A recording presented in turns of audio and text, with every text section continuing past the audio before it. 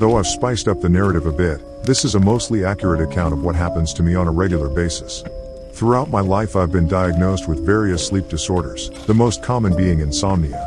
Some of the pills they give me to counter that end up with the opposite problem of me sleeping 15 hours a day, and one of the drugs gave me night terrors.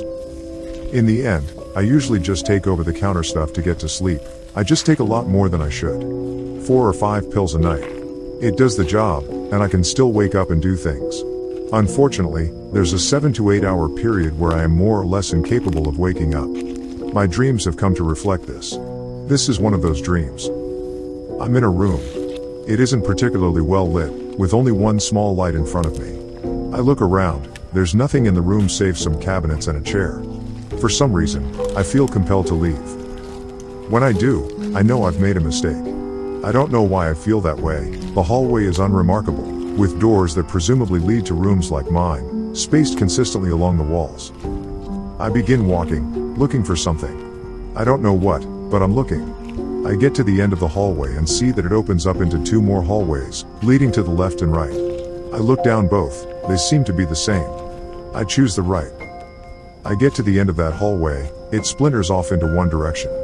I keep following it until I see that this direction doesn't actually lead anywhere. I go back to the original hallway I was in, and go left instead. Suddenly it hits me. I'm in a maze. As soon as that realization hits me, I can hear something else. A high-pitched, shrill cry of some kind of an animal. Its claws hitting the steel floor, click-clack, click-clack. There's something here. Something with me. A dangerous animal. Judging from the sound of its footsteps, it's walking, which means it doesn't know I'm here, yet. If I stay quiet, choose the way I go carefully, I may be able to get to the end of this maze without it even knowing I'm here. I move faster, but I make sure my feet hit the ground as silently as possible, and it seems to be working. I get to another fork, but this one has 3 different directions, 1 going forward, 2 going to the left and right. Going forward is always a trap, I think. I go to the left. It isn't long before I see another fork. Click-clack, click-clack, click-clack. It's going faster. It may be able to smell me. I'll give it something to smell, then. I take off some of my clothes, quickly run down a corridor, a dead end, and leave them there. It isn't a foolproof plan, but acts of desperation so rarely are. I backtrack and keep moving. It's at a full gallop now. It knows I'm here. It's hunting me. I got to keep moving. With any luck it'll go after the fake scent. That should keep it confused for a bit.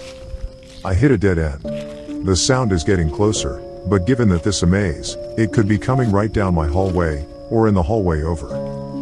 I'm not taking the chance. I go to the nearest door, which I've ignored up until now for a reason I can't place, and try to open it. But it won't open. It's locked. I could force it, but that would make too much noise.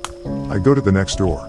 It's locked too. I look inside the glass window, and I'm shocked to see someone inside. "Hey," I whisper. "Hey, let me in." The person turns toward me.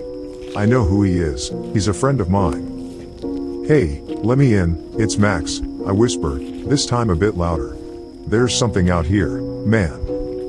He looks at me, dead in the eyes, and turns around. I keep shaking the doorknob, but he doesn't turn to look at me again. "Hey," I say again, on the verge of tears.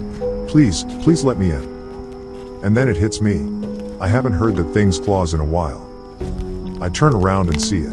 It's just been staring at me, this whole time, waiting for me to notice it. It's some kind of reptile. It's the size of a person, standing at about 6 feet tall. From head to tail, probably about 9 feet long. It's thin, though. It's made to be fast on its feet. Not a single pound of muscle goes to waste.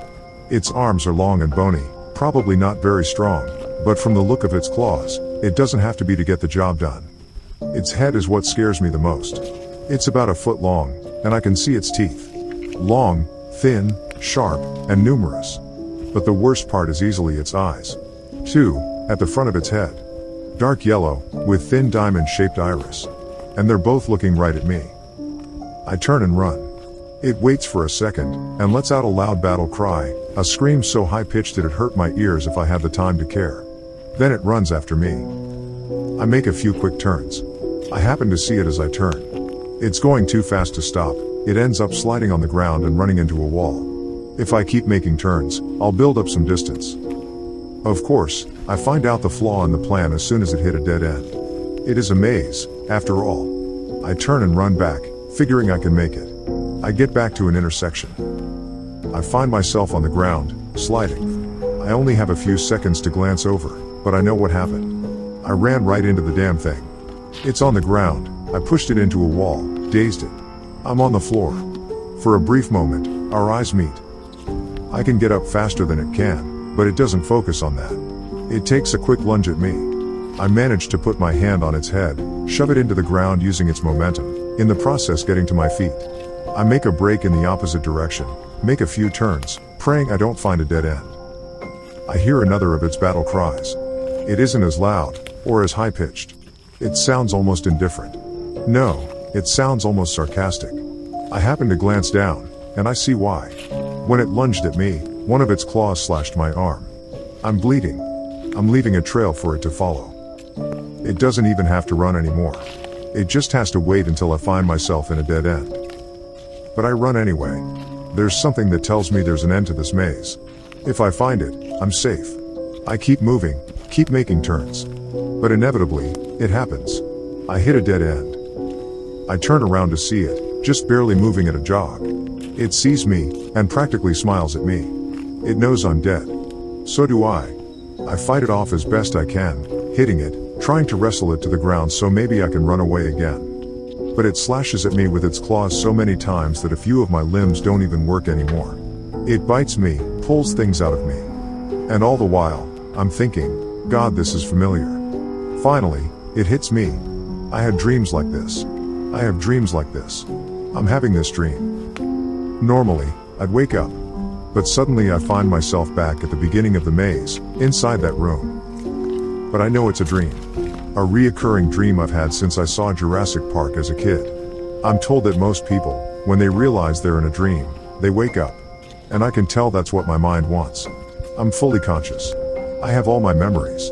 I can remember what I had to eat for dinner that night. I can remember taking my sleeping pills. I can remember what was doing shortly before I decided to go to bed. But I can't wake up. I'm trying to get control of my real body. If I concentrate really hard, I can feel my arms and legs against the sheets. I can feel my eyes, they're closed, and I'm doing my best to open them. The feeling is like pushing against a wall. You push harder and harder, but it never budges. I'm trapped in that nightmare and there's nothing I can do about it. So I figure, hey, if I can't wake up, maybe I don't need to. I'll just have a bit of fun until my alarm goes off. This is my dream, right? I can make it whatever I want to make it. Say hello to a couple hours of perverse sexual fantasies. Except that's not how it works. Not for me, anyway. In the hundreds of times this has happened to me, I've never managed to change the dream to something more preferable. I've been trapped in a dream that wasn't a nightmare, which wasn't so bad, if a bit boring. I have to deal with this until I wake up. I stayed in the room for a bit. Time is different in a dream. It felt like I stayed in that room, pacing back and forth, for hours. In reality, it was probably a few minutes. Finally, I decide that I just have to play this game. I go down the maze. It's different than it was before, I think. I get halfway into it and I hear that raptor coming for me. I get to thinking, maybe if I'm not afraid of it, it won't be able to hurt me. That didn't work. Maybe it's because it's hard not to be afraid of something that's eating you and tearing you apart, or maybe my subconscious just really hates me. In either case, I found myself back at the beginning, like I respawned at a checkpoint in a video game. I did the maze about 50 times, each time ending in a rather painful failure. I actually tried to fight the raptor a few times. Closest I ever got to hurting it was jabbing its eye out, once. But finally, it happened. My alarm goes off. I wake up. It takes me a while to shake off the dream, the sheer terror of what happened, but I put it behind me. It's a Wednesday. A school day. I'm junior in high school, and I've got shit to do. I get in my car, drive to school, buy some breakfast from Burger King on the way while listening to my Best of Aerosmith CD. I get to school, I have to park all the way in the back of the parking lot and walk half a mile. I talk to some of my friends over the morning announcements, and I'm late to first period. My teacher dogs me for not doing my homework, but I blow her off. She starts the class, it's government, and we're going over the judiciary branch. The feeling creeps up on me, Slowly, I happen to glance at the clock. It says it's 4:30, but I just figure it's off or busted. But then I have this feeling that I've been here before. I open some of my stuff to find there are no words in any of my books. Then it hits me. I graduated high school years ago. The car I drove in on? I sold it last year. I lost that CD, too. And those friends I talked to before class? I haven't seen them and I don't know how long. One of them is dead. I'm still dreaming. And I'm going to keep dreaming until my alarm goes off. And there isn't anything I can do about it.